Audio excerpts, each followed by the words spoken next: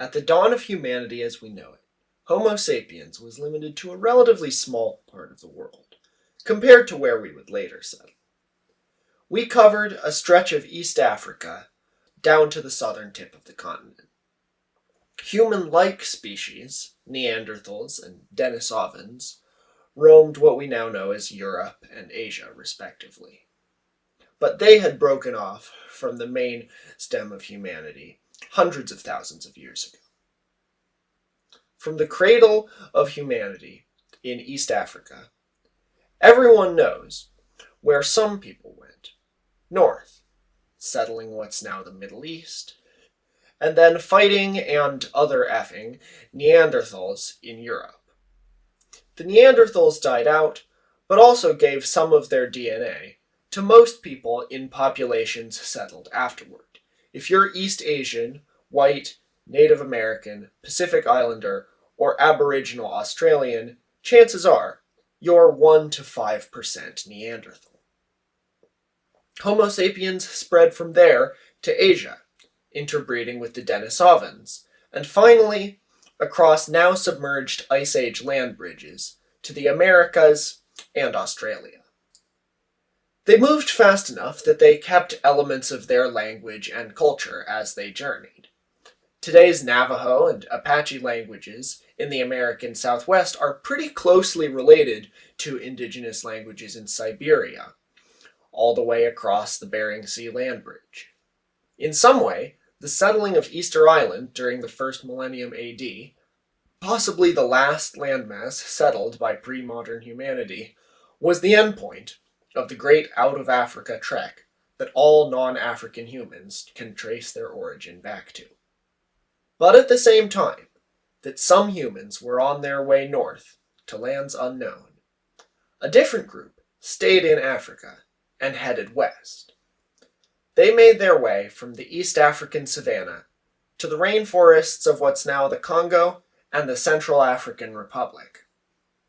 For millennia, they were isolated, and to this day constitute one of the earliest divergences from the main stem of Homo sapiens. For reasons not fully understood even today, they became shorter with each passing generation, with adult men eventually standing an average of 4'11". At some point in their past, they interbred with Bantu people, who are taller, practice agriculture, and migrated to the area much later. This is where the original people of the Central African rainforest get their mostly Bantu-derived languages, but they cut themselves off from the Bantu several thousand years ago, for reasons we will probably never know. As it is, these people's culture may be the closest on Earth to that of the first humans. At an unknown point in their past, music became essential to their society. Their music is mostly based around wordless vocals, and can include several different wordless melodies being sung at once. It's a level of complexity that wasn't reached by European classical music until the 14th century. And so the people of the rainforest sang their way through the millennia. Thousands of years on, thousands of miles north, the Greek scholar Aristotle wrote a passage in his text, History of Animals, about cranes, the birds. Common European cranes migrate from Poland and Scandinavia down to Egypt and Ethiopia every winter, flying over Greece on their migratory route. Where the cranes were going each year was one of the many common questions Aristotle investigated. Aristotle wrote that the cranes, quote, migrate to the marshlands south of Egypt, where the Nile has its source. Correct so far, but he went on. And it is here, by the way, that they are said to fight with the Pygmies, and their story is not fabulous, as in it's not fake. There is, in reality, a race of dwarfish men, and the horses are little in proportion, and the men live in caves underground. End quote. Okay, Aristotle, I believe you. Aristotle was not the first or only ancient Greek figure to write about cranes fighting little people called pygmies. In fact, It was fairly common knowledge in the upper echelons of ancient Greek society. Where are the cranes migrating to every year? Why, to Africa, of course, to fight their mortal enemies, the pygmies. Pliny the Elder disagreed with Aristotle's claim that the crane-fighting pygmies live in caves, but did not dispute the pygmies' existence. How the notion of pygmies battling cranes entered the Greek imagination is unknown, but the Greeks could have known about actual African pygmy people. They had trade with ancient Egypt, and throughout almost all the existence of ancient Egypt, little people were worshipped, both little people and people who are little. The Egyptian god of family and the household, Bes, was always depicted as a dwarf. Having a little person in the family was seen as a blessing, and little people regularly served in high-ranking roles in the pharaoh's court. Most of these were ordinary Egyptians with dwarfism, but a particular kind of little people, said to have come from lands far to the south, were in particularly high demand as entertainers, who would perform unusual songs and dances at special events. Many historians believe these people were African pygmies. Either way, no Greek had probably ever seen an actual pygmy. The implied size of the Greek crane-fighting pygmies varies depending on the teller. Some stories suggest they're short but believable-sized humans, like the real African pygmies. In others, they're a few inches tall at most.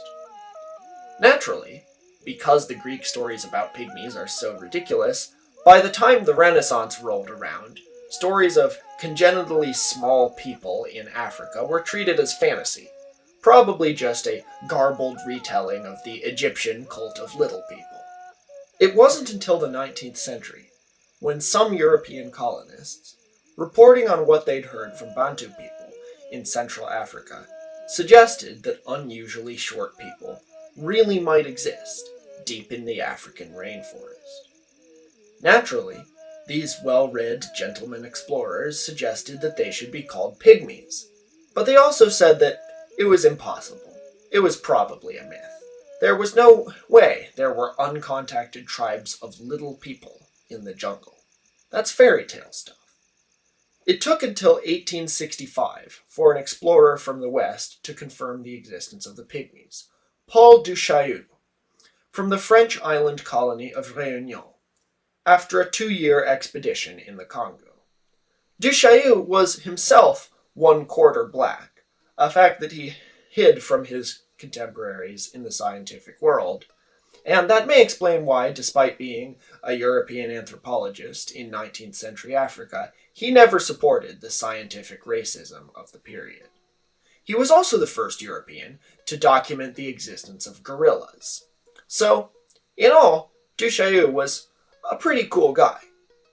But he opened Pandora's box for the pygmies. The pygmies knew about white people before the white people knew about the pygmies. Even if they likewise dismissed stories of such strange-looking people as a myth, it was clear by the 1860s that an evil wind was sweeping through their homeland. The Bantu people, who the pygmies had feuded with since time immemorial, had new weapons, practiced new religions, and spoke new languages now. Stories spread of frighteningly powerful people, getting closer to the rainforest every day, pillaging, enslaving, and re-educating everyone in their path. Initially, it wasn't clear to the pygmies that this would be a bad thing. They were already treated as second-class citizens by the Bantu, who saw the pygmies as primitive and not fully human. Sometimes, the Bantu enslaved them. To some in the pygmy villages, it seemed like the Bantu were getting their rightful comeuppance. In the words of Qui-Gon Jinn, there's always a bigger fish. And the decline of the pygmies during colonialism was slow and hardly ever driven by direct contact with white people. A few of them were taken to zoos in Europe and America and exhibited as primitive pre-human specimens, but it's hard to say if that was a worse fate than being enslaved by the now gun-toting Bantu. Today, with most of the countries where they live embroiled in civil war, and no real rule of law to speak of. Many pygmies are still effectively slaves, sometimes forced to work in logging camps, cutting down the very rainforest where they live. But for a few lucky ones, their way of life, their hunting practices, their ceremonies, their music, it all lives on, though not in the same way it did before colonialism. Now, spin the globe again. Go another few thousand miles north. It's a cold night in Amsterdam, early 1980s. Louis Sarno, originally from northern New Jersey, is listening to the radio. He's in his late 20s, with a partially completed doctorate in comparative literature that he doesn't ever plan to do anything with. He is working odd jobs in the Netherlands after moving there to marry his Dutch girlfriend. His one real passion in life is classical music, and even that has gone neglected for a few years, after he had to leave his record collection behind in New Jersey when he left. One night, he turns on the radio, and in his own words, rediscovers music. Writing about it years later, he describes it as a melody that rose and fell in endless repetition, as hypnotic as waves breaking on a shore. It divided his life into before and after. He spent months trying to track down the origin of the song, finally discovering that it was from the Pygmies. Not fully understanding what had come over him, Sarno bought a plane ticket to the Central African Republic, and became one of the few outsiders to ever truly integrate into Pygmy society. I'm your host, Tor Parsons. This is my co-host, Jollibee the Durian, and welcome to Tor's Cabinet of Curiosities.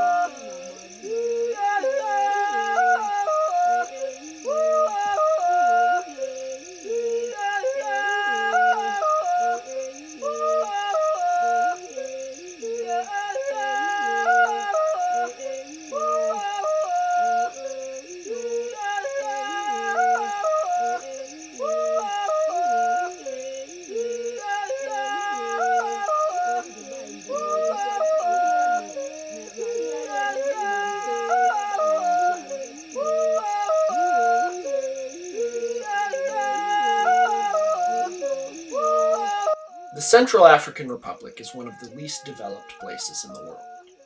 On the Inequality-Adjusted Human Development Index, a ranking of countries based on life expectancy, education, wealth, and economic redistribution, the Central African Republic sits at number 156 out of 156. It has the world's lowest GDP per capita, the fourth lowest life expectancy, and has been in an intermittent civil war since 2004, although it wasn't exactly stable before that either. Most developed countries recommend citizens not to go there under any circumstances. And yet, in late 1985, Louis Sarno arrived in Bangui, the capital of the Central African Republic, with 30 blank cassette tapes in tow, intent on spending 3 months in the rainforest recording Pygmy music. Sources aren't clear on whether he had ever been to Africa at all before this. In his 1993 memoir, Song from the Forest, he says it was his first ever visit to the continent, but a few other profiles on him mention a trip to South Sudan in either 1983 or 84, which was a first, unsuccessful attempt to get into the jungles of Central Africa. Either way, by the time he landed in Bangui, Sarno had done his homework. He had been in contact with the anthropologist Colin Turnbull, who before Sarno was one of the few Westerners to have lived in a Pygmy community, and Sarno initially wanted to seek out the same tribe that Turnbull had lived with, the Mbuti in the Eastern Democratic Republic of the Congo. But Sarno decided that the Mbuti were too mainstream for him. They had been documented too much by Western anthropologists. Their area was too easy for Westerners to reach, so their culture was probably too polluted by outside influences, Sarno thought. Sarno set his sights on the Ba-Benjellé of the Central African Republic, who he thought were the most undisturbed tribe of pygmies, with the most complicated music. Most people Sarno met in Bangui were intrigued but skeptical. Nobody really tried to prevent him from trying to find and record the Ba-Benjellé, but a lot of people said that they themselves had never met a pygmy, and his chances weren't going to be any better. After 2 days of rattling and bumping through the forests and scrublands on a series of overcrowded buses, Sarno arrived in the logging town of Bomanjombo. Here, everyone had told him, he would be certain to meet pygmies. Whether they would entertain his designs of living with them for 3 months was another matter. Word got around fast that a strange white person had shown up in Bomanjombo, looking to find some Ba-Benjellé and record their music. A non-pygmy local named Christian declared himself Sarno's guide as soon as he stepped off the bus, and took him to a nearby Ba-Benjellé camp. It was not exactly the pristine pre-agricultural settlement Sarno expected. The pygmies were dressed in old sports jerseys and shorts that had ended up in Africa after being thrown away in the global north. The camp's apparent chief said that Sarno could stay, but only if he regularly furnished the community with cigarettes and alcohol, to which he reluctantly agreed. He was given a hut to stay in. Before his arrival, it had been used as a dump. Sarno had accomplished his goal of being accepted into a pygmy village with remarkable speed, but it still felt like something was missing. If these purported hunter-gatherers were doing any hunting or gathering, he wasn't privy to it. Most of the food they ate seemed to be bought in Bomanjombo: peanut butter, fried dough, tapioca. The closest thing to meat Sarno ate during his first days there were boiled tadpoles, which he says tasted like mud. Every now and then, he would see men set off hunting with their spears and machetes, but it seemed as if all their hunts came back empty-handed. There wasn't a lot of music. They all spoke French, which Sarno was fluent in as well. He had only learned one phrase in the Ba-Benjellé language: Beke Ndaku. It means, give me a cigarette.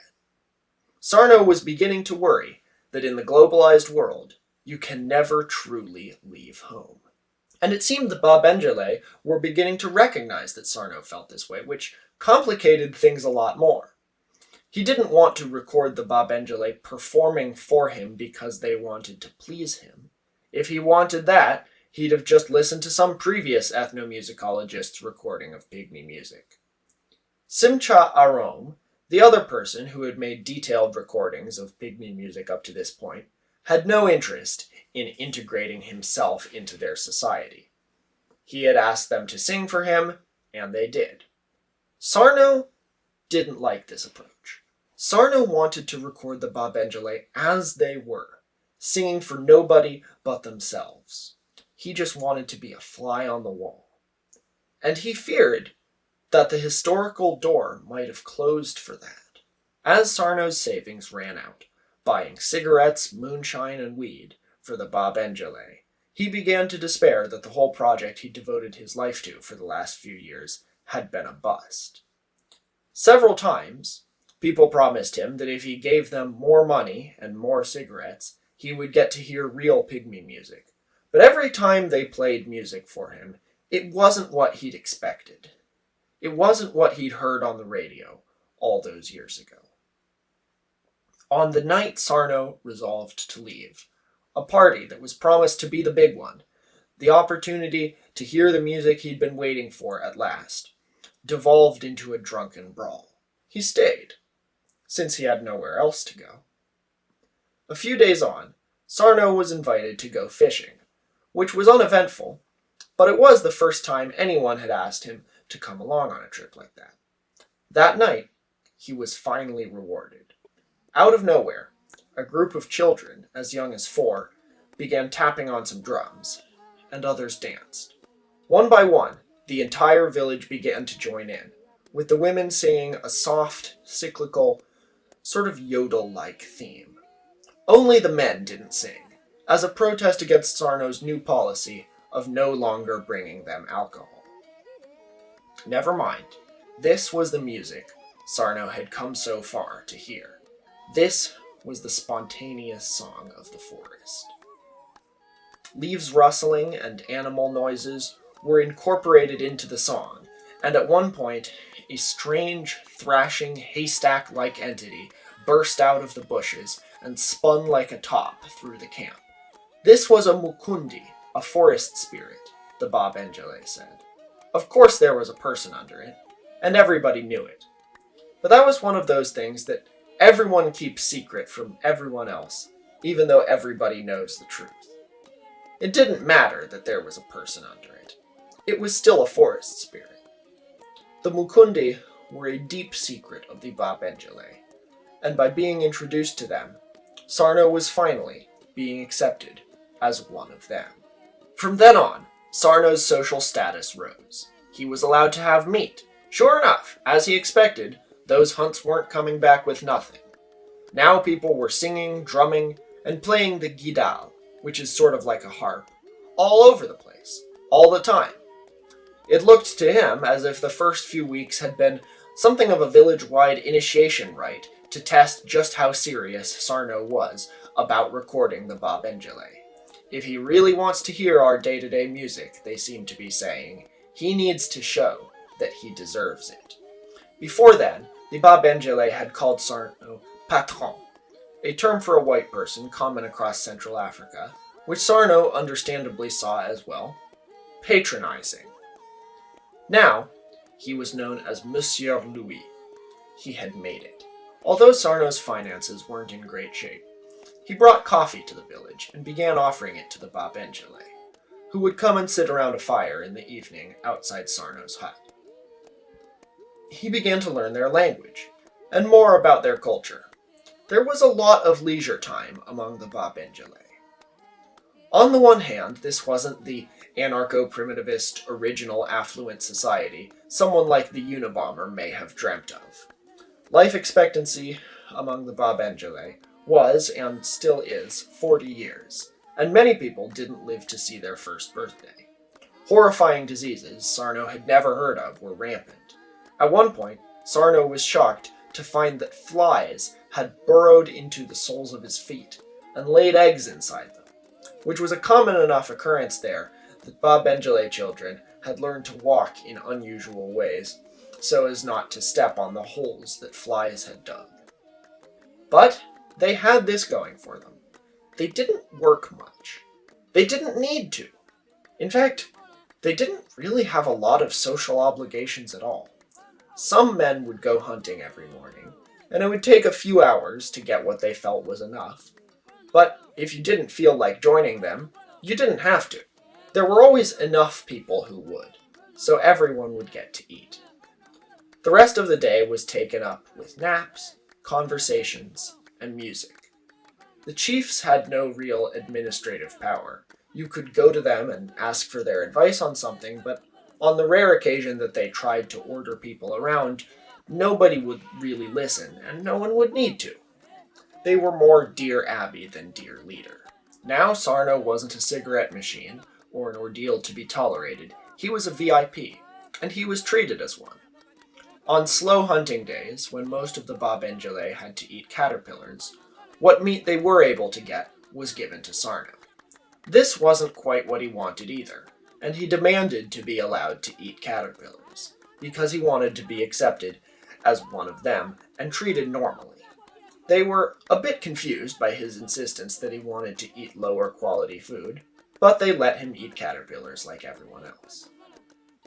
To further his connection, Sarno announced one night, around his campfire, that he would pay someone, in cigarettes of course, to teach him the Ba-Benjellé language. He was getting along fine with them in French, but they only spoke French around him. A man named Mouma offered to teach him. Sarno took out one of his notebooks to write things down, and I think I'm just going to have to quote Sarno's entire description of his first lesson. Bampungungwa, Mouma said. Bampungungwa? I repeated. He replied. Write it down. He watched carefully as I wrote, a contemplative smile transforming his face, miraculously, into an expression of innocent friendliness.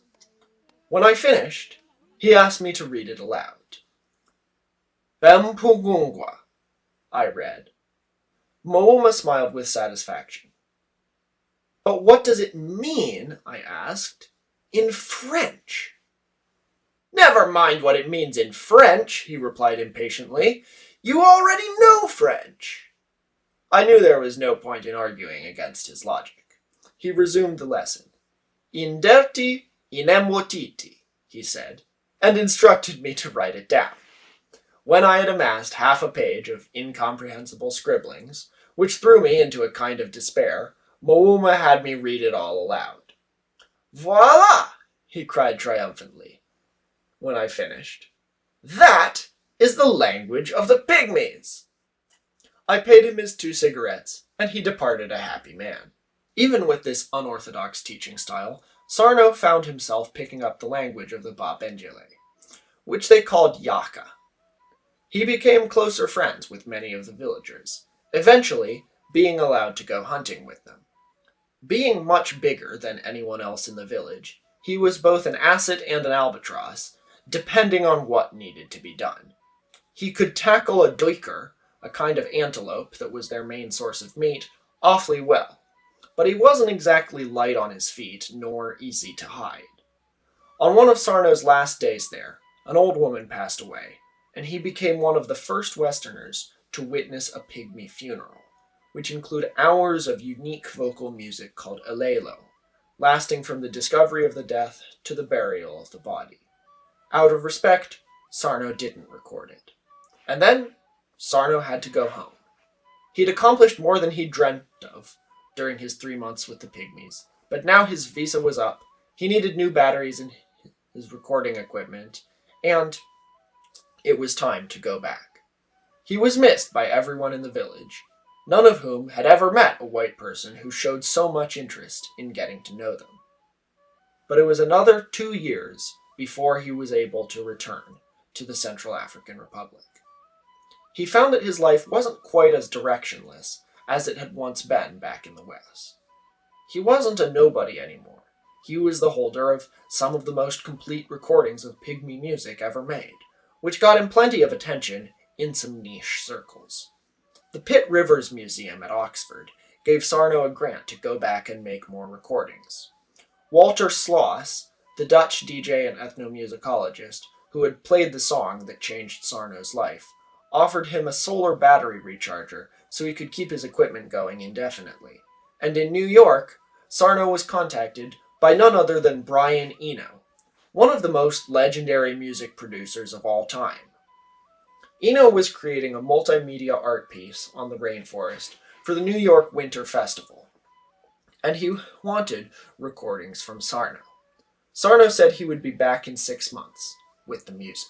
And so, Sarno returned to the place he had never really stopped thinking of as his home, now something of a celebrity among 2 groups, pygmies and ethnomusicologists. His Ba-Benjellé village, Amopolo, had been growing in the time he'd been away, integrating with a few other pygmy camps in the area. Meanwhile, Bomanjombo had declined after the local sawmill, which was run by Yugoslavians of all people, had closed. The area had become all the more remote. But at the same time, the government of the Central African Republic became more intent on quote-unquote civilizing the pygmies, which they referred to as the citizens.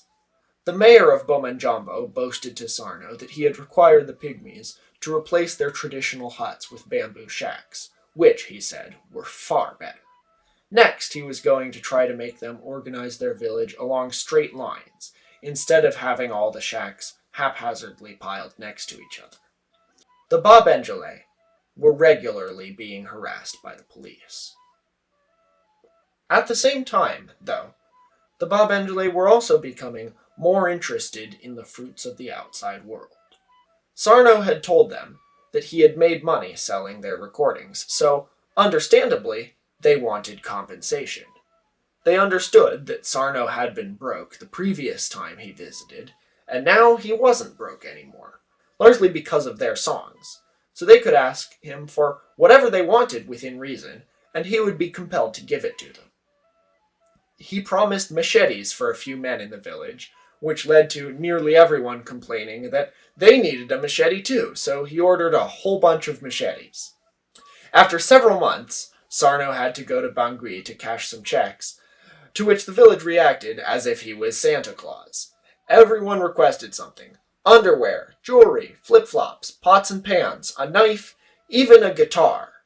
This one was requested not by a member of the Ba-Benjellé, but by a Bilo, which was the Pygmies' name for non-Pygmy Africans. Sarno had to decline that one, but he got him a machete to make up for it. Sarno had also begun to administer eye drops for the rampant conjunctivitis in Amopolo, which was the beginning of his longest-lasting role in the village, the medicine man. Never mind that it was Western medicine he administered. He wasn't like a foreign doctor. He was one of them. Not long afterward, the Ba-Benjellé moved on. They only lived in Amopolo for part of the year. At the end of the dry season, they retreated deeper into the forest and set up camp along a river, in a place called Mombongo. Sarno, of course, went with them. As they set up camp, thousands of bees swarmed up out of the bushes and crawled all over them, and Sarno discovered for the first time that he is deathly allergic to bee stings. One of his friends pulled the stinger out in the nick of time, but for the remainder of their time in Mombongo, Sarno was mostly active at night, when the bees weren't out. Nevertheless, he described those days as the happiest time of his life. He kept on recording the nightly music, but not necessarily to send it back to the West, just to remember these moments for himself. The Ba-Benjellé began to ask Sarno if he had any loved ones back in America. By then, he didn't. Not really. He had divorced his Dutch first wife before heading off to Africa. Things were already going south with them, so to speak, long before Sarno went south. He had no children. He had some friends from college, notably including the art house filmmaker Jim Jarmusch, who had befriended Sarno before either of them were famous in their respective niches. But his closest friends were in Amopolo. He didn't have anyone back in America or Europe who he was closer to than he was to the Ba-Benjellé. So, the Ba-Benjellé began to tease him. "You should marry a Ba-Benjellé woman, then." And Sarno, who was already developing a crush on a girl in the village, began to wonder, why shouldn't he? A lot of Sarno's book, Song from the Forest, is devoted to Sarno trying to get with Mbali, the girl he had a crush on. She agreed to marry him early on, but the last 100 pages or so of the book are about Sarno trying to figure out whether they're together or not. They have a wedding ceremony, but nothing changes after that. Eventually, everyone tells Sarno that Mbali doesn't like him anymore, and he should have seen that all along. For a long time, they exist as a couple in the elementary school playground sense, where everyone says the two of them are together, but they never hang out together and hardly ever even talk. Around them, life goes on. The Ba-Benjellé return to Amopolo after one of them is accidentally shot by a Bilo attempting to save them from a gorilla. Months later, a few of them get arrested by the deputy mayor of Bomanjombo, who is accusing them of causing the local sawmill to close using black magic. This kind of allegation is a pretty common one for Bilo to levy against pygmies. They're released after Muuma, the man who tried to teach Sarno the Yaka language, goes to the site of the sawmill and digs up an onion under the watchful eyes of the authorities, exonerating the entire pygmy community. The onion is seen as proof of a curse, and removing it, therefore, removes the curse. Why that exonerates them is never explained to Sarno. Brian Eno finds out where Sarno is somehow and sends a telegram to Ba-Benjellé asking for the new recordings. Back when they had met in New York, Sarno had promised to get them to him by a month ago, but forgot about it as he integrated further and further into the lives of the Ba-Benjellé. The remainder of Song from the Forest plays out like a rom-com, one of those early 2000s rom-coms where the male main character is kind of a bad person who doesn't deserve to get with the manic pixie dream girl, but you root for him against your better judgment because he's just that dopey. Sarno threatens to leave the community if Mbali doesn't confess her love to him. Initially, it's an empty threat, but out of nowhere, Brian Eno wires him some money. So he flies all the way back to New York. All the while, Sarno feels like a fish out of water and can't wait to get back to the Ba-Benjellé. 3 weeks after telling them he was leaving forever, Sarno arrives back in Amopolo, feeling bad for himself. Like hell would Mbali ever want him. A deep depression sets in which Sarno realizes he would always be a weird bohemian from New Jersey. He was just exploiting the Ba-Benjellé for fame and fortune, and now he was demanding to marry one of them? If he'd just read about himself, he'd have hated that person. But then, the mood lifted. It was festival season in Amopolo, and what that meant was a visit from Ijengi, the most powerful of the forest spirits. For days, someone, their identity was a closely guarded secret, would dress up as Ijengi, covering themselves in thick palm fronds, and dance almost constantly as everyone in the village sang and drummed. Sometimes, Ijengi would pull off magic tricks, where they would appear to collapse into a pile of straw. Someone would go up and lift up the pile to show that there was nobody under it, like a magician making the audience sure that there was nothing in his hat before he pulled a rabbit out of it. And then, all of a sudden, the pile would reconstitute itself into Ijengi dancing once again. As magical as the Ijengi festival felt, it was also marked by conflict between the Ba-Benjellé and the Bilo, who often showed up to watch the festivities and brought alcohol and drugs with them. Sarno began to believe Amopolo was too close to the Bilo towns, and he and Adamo, the village chief of Amopolo at the time, began to plan for a new, more permanent settlement deeper in the forest. Malaria began going around Amopolo, and while Sarno tried to treat everyone he could with quinine, this further reinforced his desire to move the village somewhere else. And with the sawmill closed, the Bilo in Ba-Benjellé had become more demanding of the Ba-Benjellé, with the mayor often sending police and forcing the pygmies to collect palm fronds for them in the forest, for no compensation. One by one, family by family, the Ba-Benjellé of Amopolo began to move to a new site plotted out by Sarno and Adamo. The move breathed new life into the community, and at long last, Mbali admitted that she really had loved Sarno all along. They married for real as soon as they arrived in the new village, which they named Yandumbe, after a nearby stream. Mbali was the first of 3 Ba-Benjellé women Sarno would be married to for a while. As far as I know, there was never too much strife in his relationships. He and his then-wife would just decide they'd been together long enough, and they'd move on to other people. Some sources claim that he fathered pygmy children, but I don't think he had any biological children. He did adopt a lot of kids, though, a role he'd implicitly signed up to fill when he began to treat malaria and other illnesses among the Ba-Benjellé. Anyone left orphaned by disease was adopted by Sarno. By the 2010s, he had a wife named Agati and 3 kids, including a son named Samedi, which means Saturday in French, who he had adopted when malaria killed his biological parents as a toddler.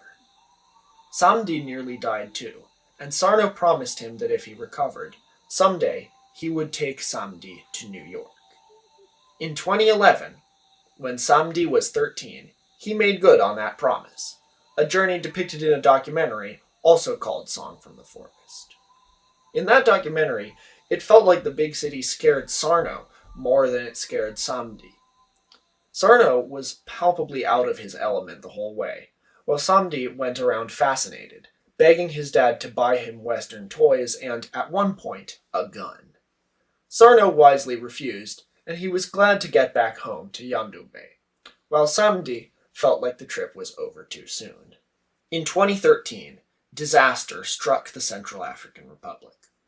The Seleka, a militia formed by the country's Muslim minority, overthrew the country's president, provoking thousands of members of the Christian majority to take up arms as a paramilitary called the Anti-Balaka. They slaughtered Muslims by the thousands, forcing most of the Muslims in the country to become refugees. The Seleka held on to control in a few places, including the part of the country where Sarno lived. Whether Christian or Muslim, the Bilo saw Sarno's presence in their country as a mystery waiting to be solved. They understood why all the other white people in the country were there. There were some who supervised mines or sawmills. There were some who were journalists, documenting either the conflict or the wildlife. Sometimes clueless diplomats arrived, looking to negotiate a resolution to the war. Everyone who came to the Central African Republic from the West had a clear motive for doing so, except, it seemed, for Sarno. What was he doing living with the Pygmies? He can't just like the Pygmies. Nobody likes the Pygmies. A rumor began going around among both the Christian and Muslim militias that Sarno had integrated himself into the Ba-Benjellé in order to discover the location of red mercury reserves deep in the jungle. Red mercury is a mythical substance that can supposedly be used to make nuclear weapons, probably invented as Soviet disinformation in the 1980s. Ever since, many a developing world dictator has tried to get their hands on a source of red mercury. The Seleka were coming for Sarno, and they wanted to find out where the mercury was, by any means necessary. Sarno fled across the border into the Republic of the Congo, then finally to New Jersey, where he was worried sick about what would happen to his friends and family. The Ba-Benjellé fled deeper into the forest, while the Seleka arrived in Yandube, destroying Sarno's collection of recordings and smashing the last authentic mbio flute in the world, which its last player had bequeathed to Sarno when he died. In the neighboring national park, a Sudanese faction of the Seleka killed 26 elephants for their tusks. Heartbreakingly, Sarno wrote in a plea for more attention to the Central African conflict, quote, "I'll let you in on a secret. When those Sudanese poachers came to Dzanga Bai and slaughtered 26 elephants with automatic weapons, I was glad. I really was, because I knew that now there would be a vigorous international response." But Sarno had to lead that response. Some in the West called him the unofficial foreign minister of the Central African Pygmies, although he always rejected that title and said he was there for their music and their culture. After 6 months as a refugee in New Jersey, he returned to the Central African Republic against everybody's advice inside and outside the country. Almost immediately upon arriving home, a Seleka colonel showed up and robbed Sarno of everything he had: his money, his recording equipment, his notebooks, even the malaria medicine he was bringing for the Ba-Benjellé. Sarno persevered. He went to the Seleka's main base and announced that he wanted to speak to the colonel. He demanded that the Pygmies should be left alone. In exchange, he promised to give the colonel the last valuable thing he had that the colonel hadn't stolen: his watch. The colonel said, "I will die with this watch on my arm." The red mercury rumor was dropped. Out of caution, Sarno and the Ba-Benjellé stayed at their forest refuge for the next several months. Sarno survived nearly every tropical disease there was. He had battled malaria, leprosy, and hepatitis B, which finally caused so much damage to his liver that he had to return to his hated New Jersey for medical treatment. He spent his last few months certain that he was about to recover, just as he had all the previous times he'd come down with something exotic, and before long he'd get to head back home and say hello to his family. Louis Sarno died of cirrhosis in April 2017, at age 62, in Cliffside Park, New Jersey. What he left was the most complete collection of pygmy music in the world, a shaky piece in a tiny corner of the Central African Republic, otherwise still war-ravaged to this day, and a fascinating, unbelievable life story, told in largely similar strokes around pygmy campfires and Western ethnomusicology classrooms. But for as unique a person as Sarno was, his story is disarmingly familiar. It's not too far off from some mawkish movie like Dances with Wolves, or even James Cameron's Avatar. There is, in fact, a mawkish movie based on Sarno's life, called Oka, made with Sarno's approval in 2011 and filmed in Yandombe. Sarno worried that his presence was bringing too much Western influence to the Ba-Benjellé. Or was he the opposite? There's this saying in America that immigrants are more American than the Americans themselves. You can apply that to any other country. It's common for immigrants, people who have strived and struggled to get to a new country, to be more patriotic about that country than the native-born people. Sarno was more obsessed with pygmy culture than any pygmy was. Sarno wasn't trying to westernize the Ba-Benjellé. He was trying to de-westernize them. Remember, it was Sarno who spearheaded the relocation of the Ba-Benjellé village to a spot further away from the Bilo village. When he clashed with his fellow Ba-Benjellé, it was usually over them becoming less interested in their own traditions and being interested in Western culture. I think the conversation where Samdi begs his stepdad to buy him Western toys is very illustrative. These are your traditions, he would say. You need to preserve them. To which some of the Ba-Benjellé would respond, why? Change comes to everyone. But for all that, he was universally accepted by the Ba-Benjellé as one of them. He was happier with them than he had ever been in New Jersey or the Netherlands. It's rare for someone to receive such a clear calling in life, and rarer still to go out there and fulfill it, let alone when it's that outrageous. In the hut in Yandombe, where Sarno worked for years, recording his friends' songs, dispensing medicine when people needed it, he wrote a 2-line poem on the ceiling.